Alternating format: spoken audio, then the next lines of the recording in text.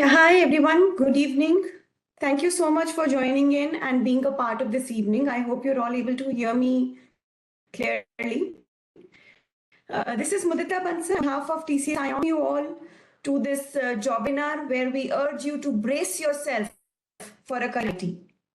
For those who are joining us for the first time today, let me brief you very quickly what a Jobinar is. Actually, TCS iON Jobinars is a program that we had started about a year ago, a bit more than that, in January last year. And the purpose was just to reach out to you all and to be able to talk to you about what is happening in the industry and in the job world. And why we have named it as Jobinars is very clear. It is webinars with an intent to make you understand the job opportunities in various career streams. So we're talking about various career streams, not only IT, various career streams all through the year. Every second and fourth Thursday of the month, we hold such Jobinars, with a few exceptions like today's. And we hope that so far we have been able to add some value to you in your search for a bright and rewarding career. So, stepping into a professional world is an exciting space, right? But it's a challenging phase as well. So, the questions like how to prepare for interviews, how to create a resume that stands out, or how to adapt to corporate expectations, all of this can feel very overwhelming. But what if you had a roadmap to navigate through this journey with a lot of confidence? Let us come together to address your challenges, to answer your questions, and make your dreams feel closer than ever. And for exactly that purpose, we have with us two distinguished speakers to talk to you today. One is a young, dynamic professional who was very recently in your shoes, just about 2 years back, and has successfully navigated into the corporate world. Atharv Dhande. A very warm welcome, Atharv. And on the other hand, we have with us Dilip Kumar Singh, who is 25 years of experience in IT, currently building his own team of techies as strong as ever for a full stack development project. A very warm welcome to you, Thanks, Dilip. Mudita, and good evening to everyone. So let us start from the start, the student years. How can you make the most of this time to build a strong career path? And the first step is just the study period and laying the foundation within the study period. So, Atharv, my first question to you, and a very basic question.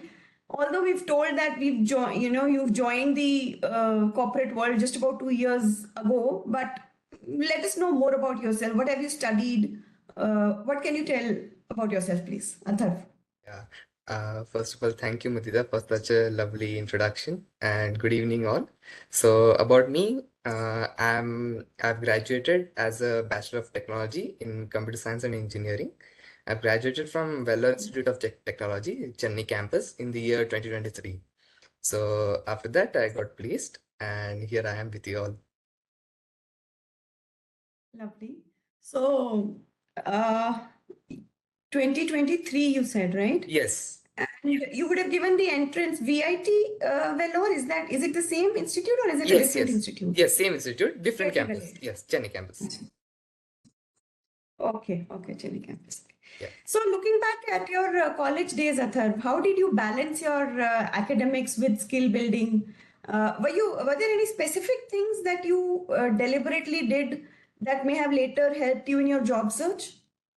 Yeah, so about this, so as you know, when you're in a college, you'll be getting a lot of theoretical lectures and you'll be attending a lot of practical sessions. But along with, I would suggest that you do some self-study as well as you solve problems. So in engineering, whenever you solve problem, you not only gain knowledge about that field, but you also upskill. So let's say you're solving a problem with some kind of programming language, let's say Java.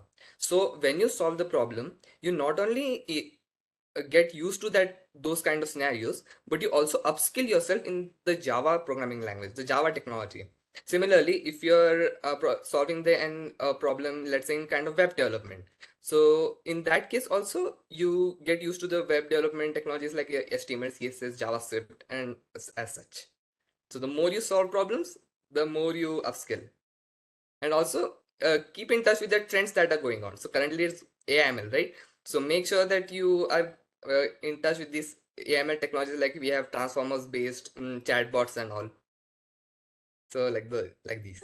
So did you very closely, very with a deep thought, did you select your electives or something in the college that you wanted to, pick up any specific subjects that you would want to tell the students that you must pick these when you are a computer science engineer, doing computer science engineering?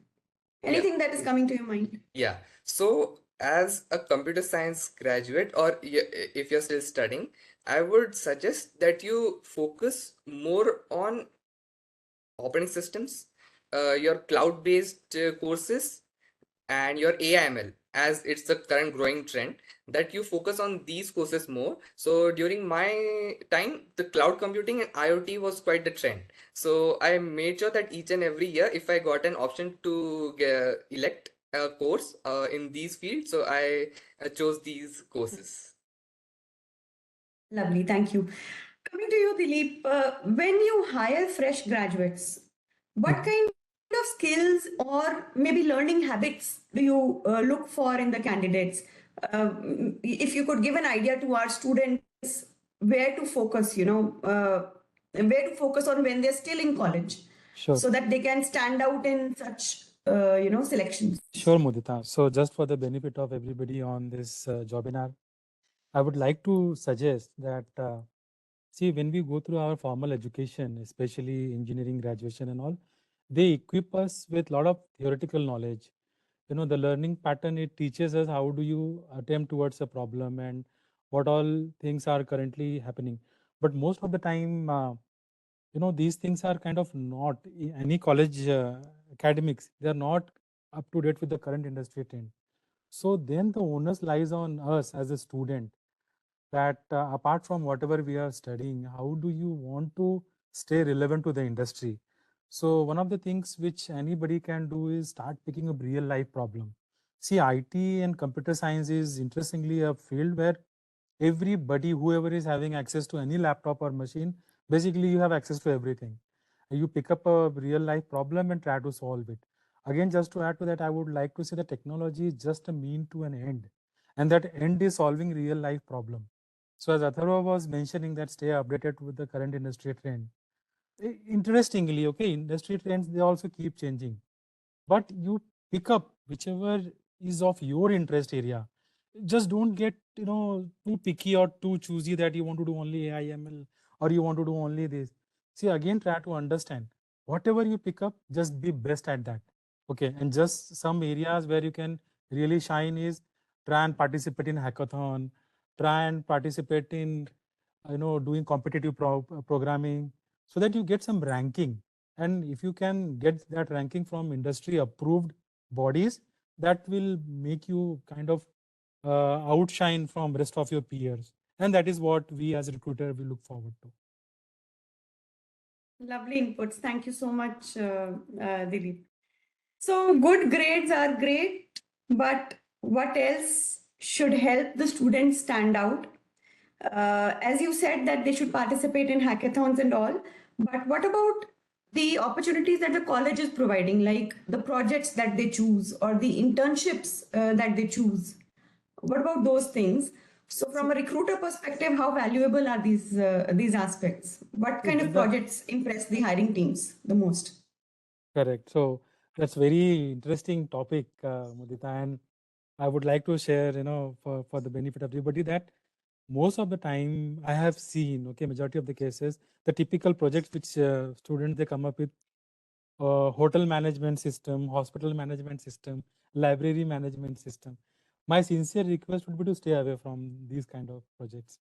Okay, pick up something which is really, if you look around, there are so many real life problems, and try and pick something which you can actually demonstrate.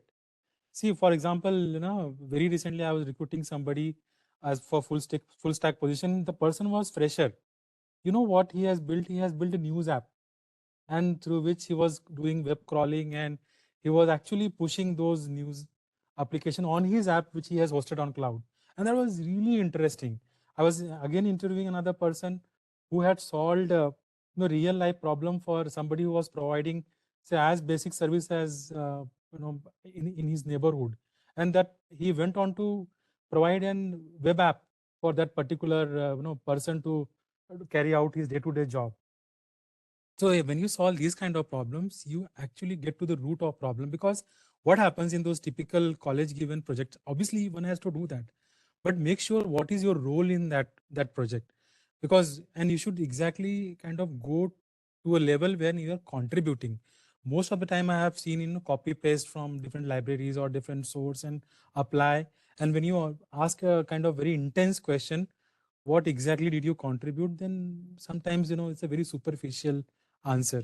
So again, my sincere suggestion would be, get to the deep of the real life problem, pick your role in that project, because it's a group project, and you should be able to explain what exactly you did, whether it respect to the domain or technology or the benefit which for which persona you were trying to solve that problem. These things matter.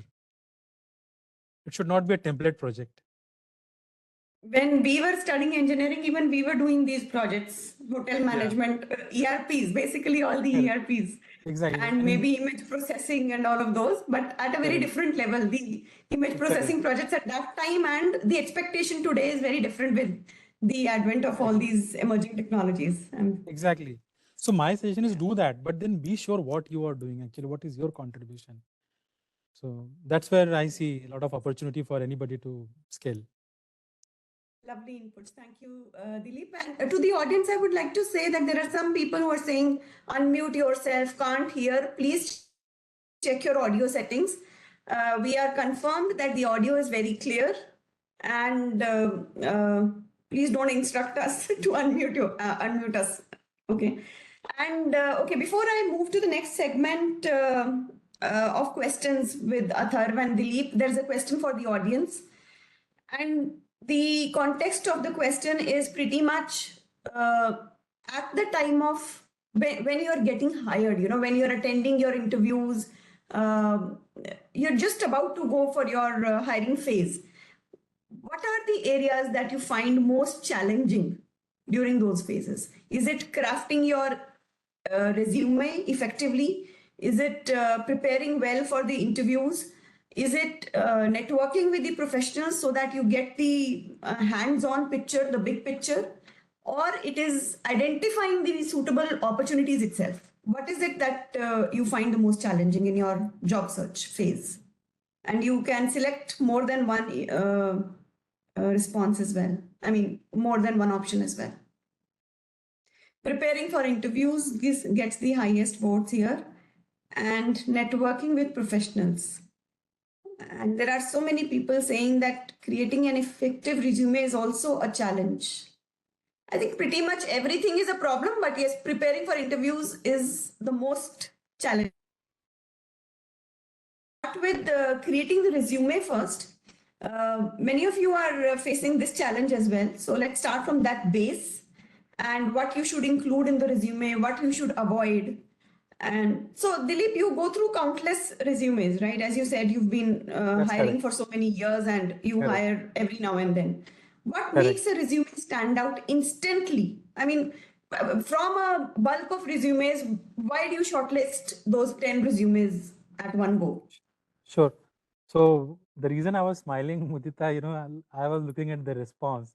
And again, this is the typical challenge that most of the time we get this perspective, upside down. Because, half of the battle in any job hunt is won if you have a wonderful resume which stands out in the crowd. But, unfortunately, the response says that preparing for interviews at this point in time, 73%, and crafting an effective resume is 34%. I would have loved to see the response other way around. And because, again, my answer to this question lies in my previous response that, you rightly pointed out, Mudita, for any position, we get countless resumes and all. So what, makes us as a recruiter to talk to a person, that what is something which is, see, basically it's outcome versus activity. I can write 2-page, 3-page resume and list down all my activities which I have done. But what were the outcomes? What was the benefit? For example, if I worked on an application, did I optimize the performance of the application that in a way that started appearing in top 10 searches of Google? For example, did I do SEO optimization on that application? And when I was working on an application, did my client's revenue got doubled or tripled after those enhancements or those features? So I'm just giving some examples that how can you list down the benefits which was finally derived from those activities or the projects which you have done, and not by listing down the activities. So I would hold to this particular suggestion that crafting resume is very important. Please keep it short, crisp, to the point, and highlight your achievements in terms of outcomes, not in terms of activities, because activities all of us are doing. That doesn't differentiate us. Yeah. Yeah. Thank you. Thank you so much, Dilip. So from Athar, from your point of view, crafting a resume can definitely feel overwhelming, as Dilip said. What steps did you take specifically to build your resume? Was it really strong? Did you get shortlisted at the very beginning? Any tips or any big mistakes that you would like to share with everyone that they can avoid, and tips that they can follow? Sure, Madita. So as Dilip wonderfully explained, that make sure that your resume is short, crisp, and also highlight your achievements.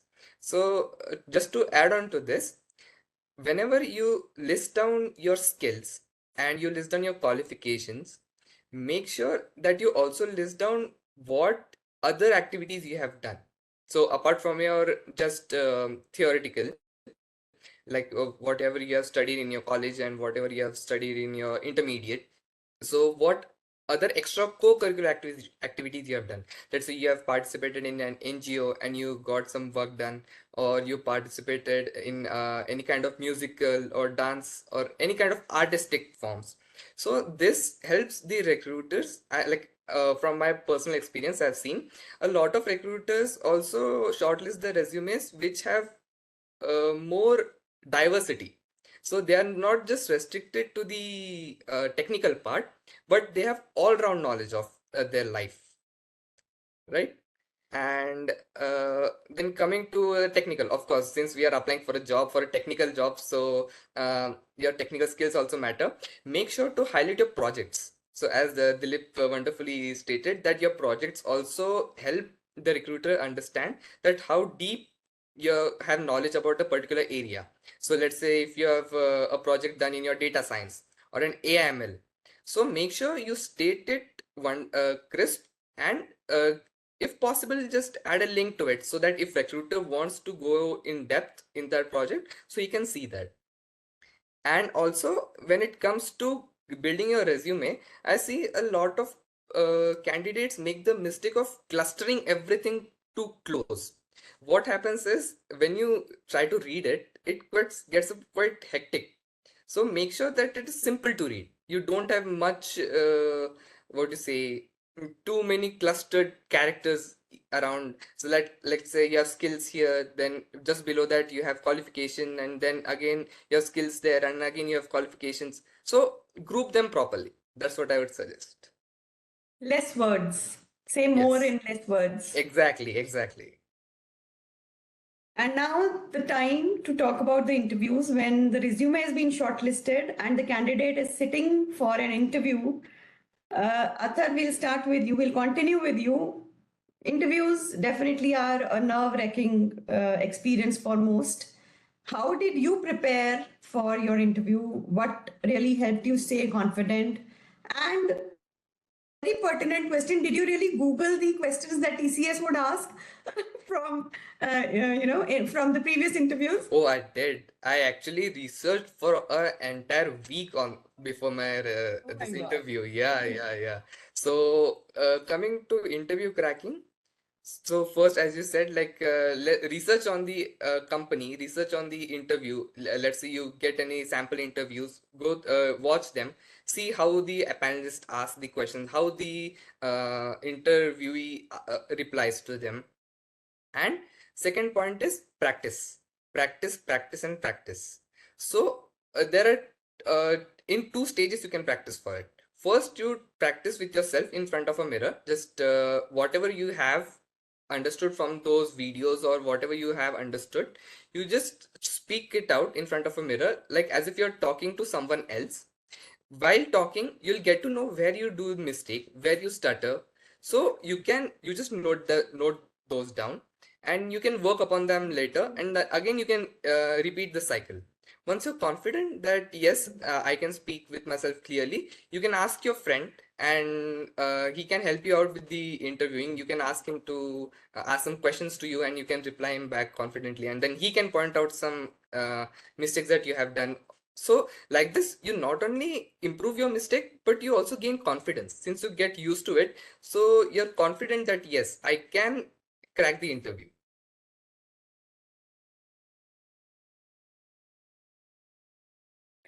Yeah, I was on mute. While I take the next question, there is a question from Shrishti Agarwal. She's asking how many pages should be there in a resume of a fresher. So considering that the person has no experience, he doesn't have any project details to, professional project details to write, how many pages should it be? See, my take on that, Mudita, would be no more than 1 page in that case. Okay. Because Atharv, what about you? Your experience? The more you try to write, more mistakes would make. So less is more in this case. Agree. Yeah, I would agree with Dilip. Said keep it to 1 page. As Dilip said, like they give a lot of resumes, so keep it to 1 page, and whatever you have done, write it. Okay. Even though you feel that it's less, write it. Srishti, I hope you got your answer. We have some other questions also, but I'll take them towards the end. Meanwhile, Dilip, from a recruiter's point of view, what do the best candidates do differently in interviews? Why do you select that one candidate? Yeah. See, definitely, Atharv explained the other side of the story, that how you can prepare well and do your rehearsal and all. But apart from that, that definitely is must have things, because whatever you should be able to articulate it better. Point number one. And then the question comes, what are you trying to articulate? So basically, you should exactly know what job you are applying for, so that you understand what is the requirement. And then obviously you should know everything in your resume. If you don't know, please remove it from the resume. So whatever you have written in your resume, you should be able to explain every bit of it. One of the biggest pitfall I have seen, especially in the case of freshers, and coming back to the project. So very interesting project, interesting description, but then you talk about, okay, what was your role? Then looking at the sky, that it was a group project, so I was doing this, but not to the point that what exactly was my role. So please get to that point. When you start explaining what was your role, that's where the interesting questions start coming from the panelists. Otherwise, you're not going to face any interesting question. Till then, it is all generic question. So when you give your first response right, you will expect more interesting question. And that is where the conversation starts. That is what I will put it. And when you try and explain, start giving real life example. Again, when I say real life example, how things are deployed, how things are compiled, and when you kind of host your application on a web server and you make a page request, what happens in between. So these are some very kind of simple examples which I can articulate. So likewise, depending upon your project domain, if it is AI, ML, web application, or client server application, there will be different scenarios for which you should be ready. And when you take up any mention any project in your resume, you should be very thorough and clear, right from the requirement gathering to designing and developing application to compiling to hosting, and how your end users would be using it. If you have that kind of clarity, you are already a winner in my mind. Lovely. I hope we have many selections, many people applying for jobs from today's audience at TCS. So we've talked a lot about the skills and the career growth, but there are, if okay, as a hiring manager, Dilip, Yeah. if you had access to a pool of candidates which are already assessed on some key skills like their coding skills, their basic aptitude, their verbal skills, their reasoning abilities, problem solving abilities, as Atharv says.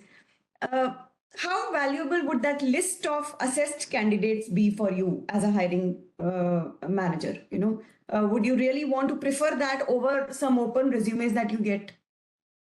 See, certainly, Mudita, what happens, in today's world, when I claim to be certain, somebody or claim to have certain skills versus, person B does the same thing. It is my words against person B's word.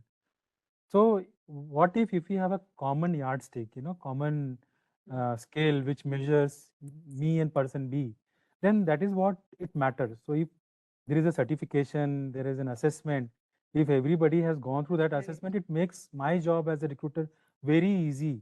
That okay, this person is already certified on certain skills from agency ABC, then that gives a lot of confidence already to kind of that this is a vetted list of candidates, and I can primarily focus on the skills. I do not have to be worried about certain basic understanding about those concepts. I would assume since the person has taken up that certification, then some concepts are pretty much clear. Otherwise, the person wouldn't have cleared the certification. It helps. Yeah. So any score, be it a certification score or a score of an assessment like a TCS iON NQT. Yeah. So for those who do not know about TCS iON NQT, let me just brief you about that. It is a test that helps the students to prove their skills and in all these areas, the ones that I told, the general ability, their technical knowledge, their problem solving skills, which makes it easier for you as a student to showcase your strengths through a score, through a score, right? The TCS and NQT score. And there are ample of job opportunities available on the TCS job portal. Not only TCS, there are 4,000 companies that TCS has onboarded on that portal who are posting their positions there, and you can apply for those positions. So once you have taken the test, you get this score, and based on that score, you apply for those positions. And that is where there is a placement team in TCS iON itself, which helps you get your interview scheduled for those positions if at all you fall into the criteria that has been defined by the corporate, and you have a minimum of 70% of the NQT score with yourself. There's a schedule that is available on the TCS iON website. We'll just post the link to the site here. In fact, we can post the link of the NQT page itself. And alongside, we'll also post the link to the job listing platform so that you have all that readily available for you, and you can quickly apply for the next NQT test. It happens every month, kind of.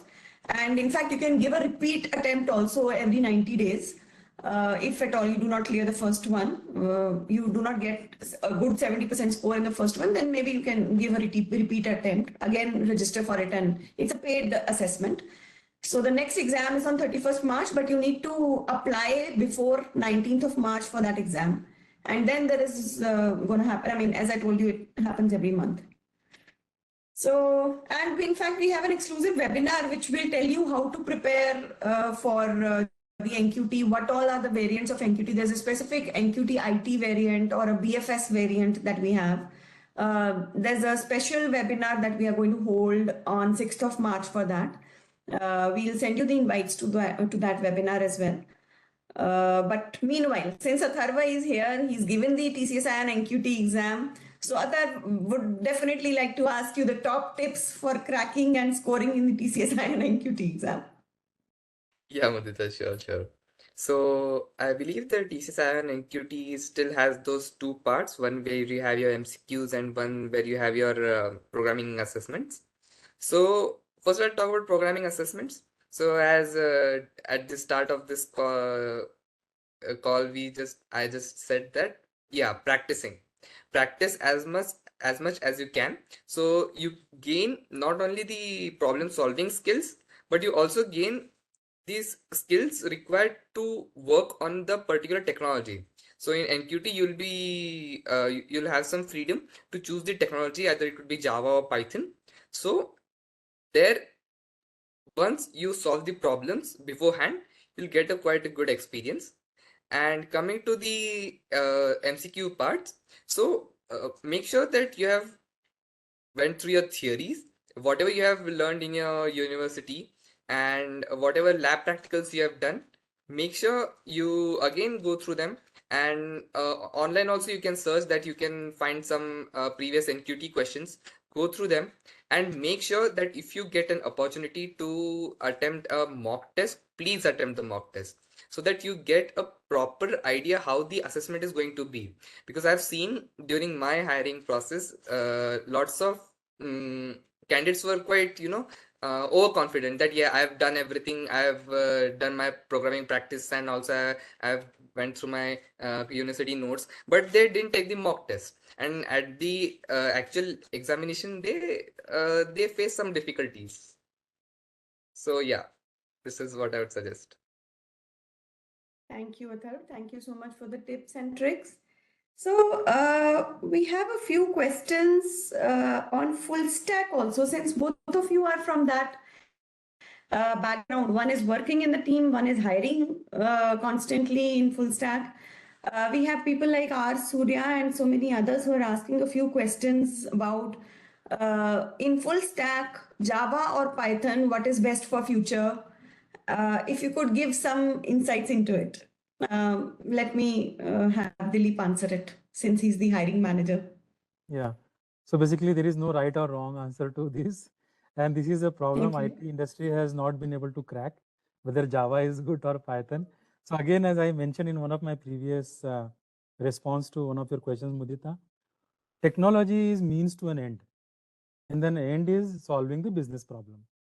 So if I am good at Java, it doesn't qualify me to be part of certain project. The what qualifies me to be part of certain project is my problem solving abilities, my go-getter attitude, my understanding of the system, domain, and ability to solve problem. So please focus on these things. Technology, invariably, you have to keep learning, because Java and Python, probably they are, Java is there for last 20 years. Python has become very popular in last 10 years. Next 10 years would be dominated by some other technology. Be ready for that. Okay, so don't get stuck to one particular technology. But yeah, you'll have to start with some technology, pick your technology, whatever fascinates you the most, be it Java or Python, but be best in that. Try and solve some interesting problem. And don't get fascinated or stuck to a particular technology. Once again, they are just means to an end. The end is solving problem. So when you are hiring for a full stack role, Yeah. do you hire freshers for a full stack role, first of all? Yeah, a lot of them. Do you hire them directly into a full stack role, or you build them to get into that role? How do you do that? See, full stack is a combination of when you see front end, back end, and understanding some database concepts. So if the person, anybody cannot be 100% perfect on any, all three layers. So what we do, if the person is extremely good on one of the layers, be it front end, back end, or the database. So we will start from there. So we need some starting point for that person. That is where we see which is the area where the person is good at. And then we slowly start giving them work in other areas so that we start grooming them to become full stack over a period of time. And that duration can be 6 months to 1 year. So it is a challenging and kind of persistent activity from both team members and that person also to get transformed into a full stack engineer over a period of time. You're not born full stack engineer. So it's a journey one has to take. So definitely you have to be good in one of the areas, and then we work with that person to transform that person into full stack. That is the journey we take, Mudita. Lovely. And Atharv, for someone starting their career in tech, what do you think? How can they grow into a full stack developer role? Yeah, so as Dilip mentioned, like there must be some starting point, and the candidate might be strong in one of the layer. So you make that as a starting point, and make sure that you do some kind of courses, some kind of certifications in the areas where you feel that you have to improve. So let's say if you're strong in your backend, so you do some courses, do some certifications which are based on your front end and the database layer, and vice versa for the other layers as well. And also, whenever you get an opportunity within your employment to take up a challenge as to build another project, take it up. be up for it. Don't just tell like, since I don't have any experience, so I may not be able to do it. It's fine. You just apply for it. Then once your team lead or anyone gives you a green signal, you start working on it. Yes, you may make mistakes, but also with those mistakes you will learn. That's the point, that you learn what you don't know, right? So that's how you will be growing into a full stack developer. Great. So in fact, at TCS iON also we give offers to students to buy out certain certification courses. Like recently we had tied up with IIT Kharagpur, IIT Dhanbad. In fact, today is the last date, I think, for IIT Dhanbad. Shruti, if you can give me a yes or no. Yes. I think it is. I think it Yes, is. it is. Yeah, okay, it is. So we can give that registration link also. IIT Dhanbad is giving a certificate course, giving some certificate course. We'll have to figure, just find that out and write it in the chat box itself. We'll give you the link. The last date is today. We did AI के ऊपर एक IIT Kharagpur के साथ we did a collaboration.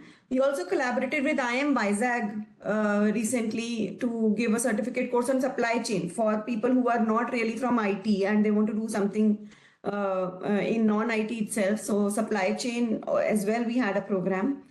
Then we are coming up with another course very soon now on cybersecurity. That's again a certification course with one of the IITs. I cannot name it right now, but that is coming up soon. And we have another, certificate course which is a graduate for every graduate engineer trainee role that any corporate has. So there'll be a course which will be, having some physical component also, some digital lectures also, live lectures. There will be some self-paced lectures also. There will be hands-on project opportunities also in that course. All of that we are going to have in one course.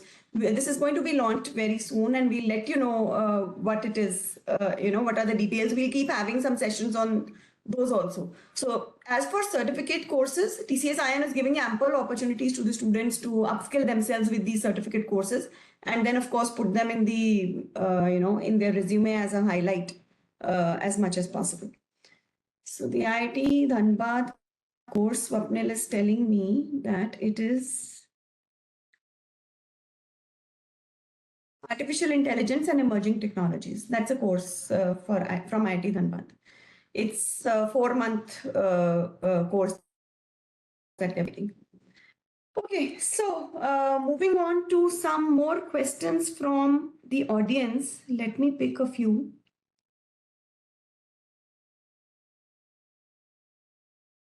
There is Mohan Priya asking, what's your opinion about DevOps engineer? Okay, I'm not sure if Atharv or Dilip, who would like to take that up, if at all you have the answer. I have good opinion about DevOps engineer. So I didn't understand the context of the question basically. Okay, so let us talk about what is the future of DevOps engineer as a role, and how can a person pursue a career towards that as a goal.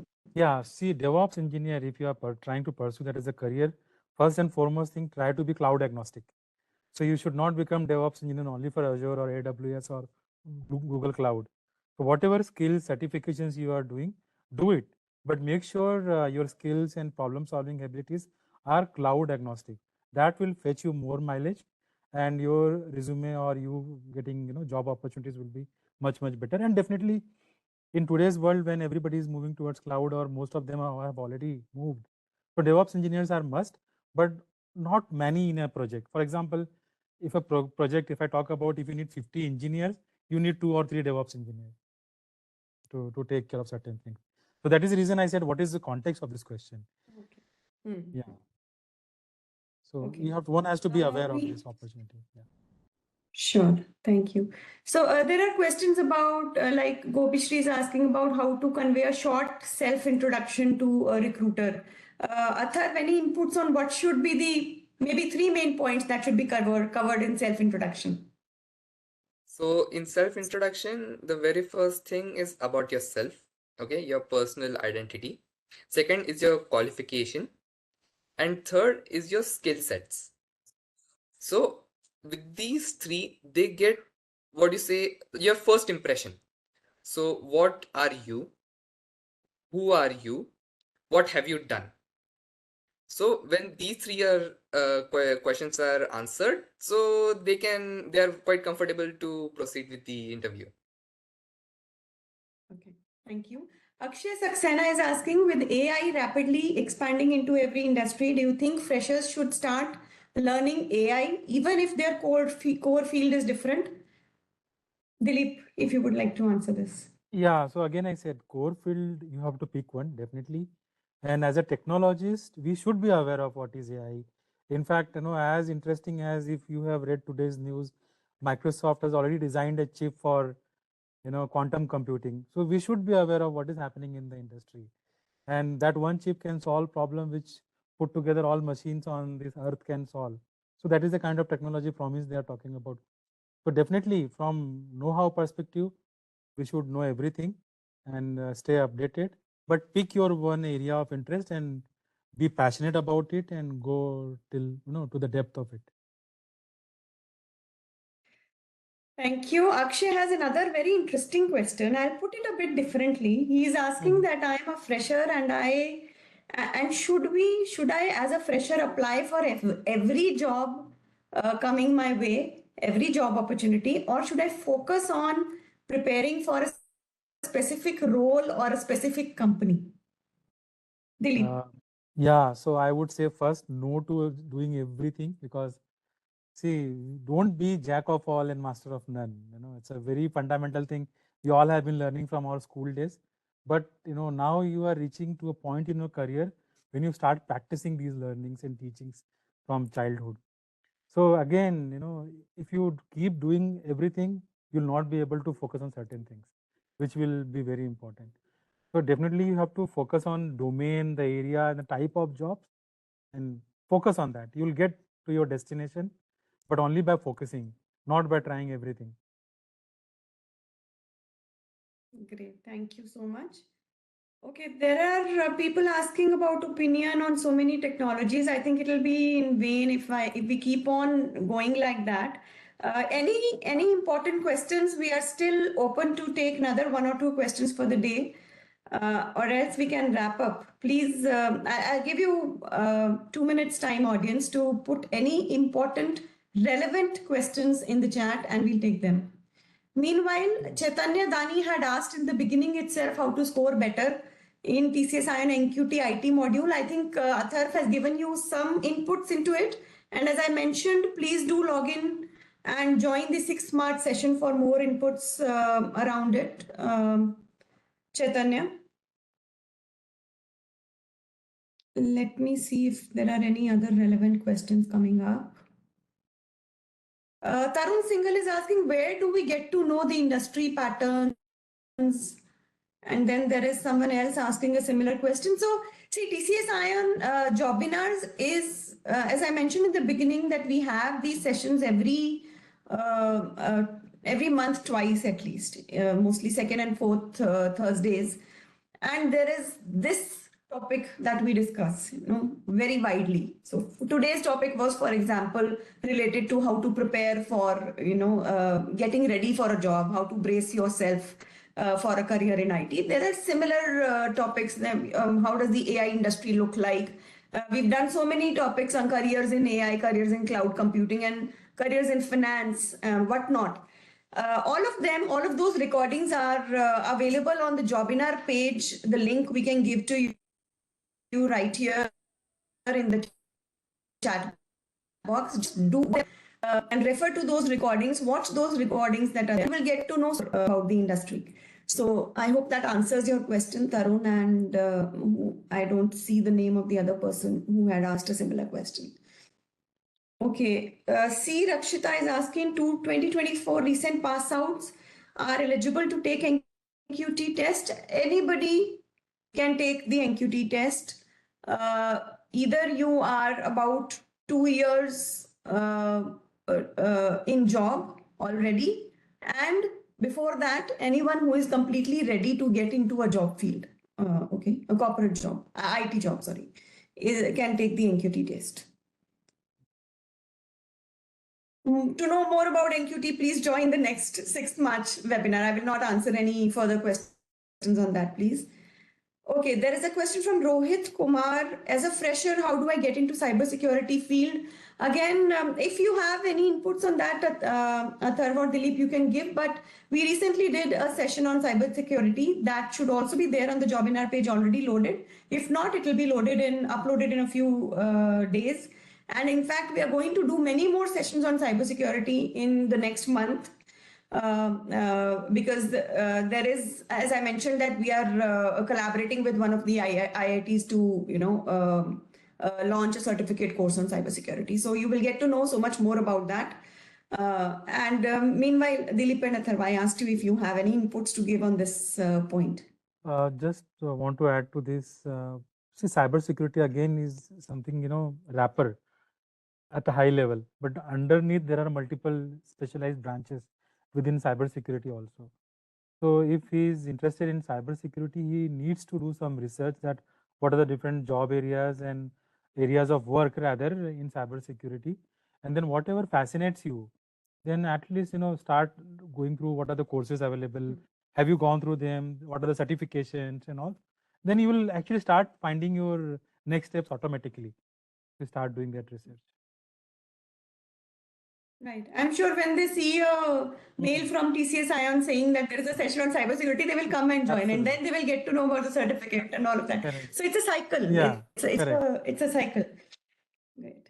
Okay. So I think we are pretty much done with audience questions, the ones for the session today. It was a very, very intriguing session, a very insightful one. I'm hoping that all the students, all the people who have joined, I think there was a working professionals also, a few of them, and one of the working professionals mentioned in the chat somewhere that the session is not for us, kya? I mean, you are asking, you're talking about everything from a fresher perspective, but I hope that you got your insights also into it, the way we spoke about full stack engineering as a role, and the way we, spoke about so many certificate courses that can benefit you. So I hope that we've benefited all the audience today. We've made some increment in their thought process. Some baseline has been set with the intervention of Atharv and Dilip. Thank you so much, both of you, for coming over today and giving your valuable thoughts to everyone. And thank you, audience, for being such a lovely one. And it is always glad to connect with you. Keep connecting to TCS iON Jobinars. And wishing all the best to all participants. Thank you. And do register for the TCS iON NQT exam coming up. Thank you, everyone. Bye-bye. Thank you.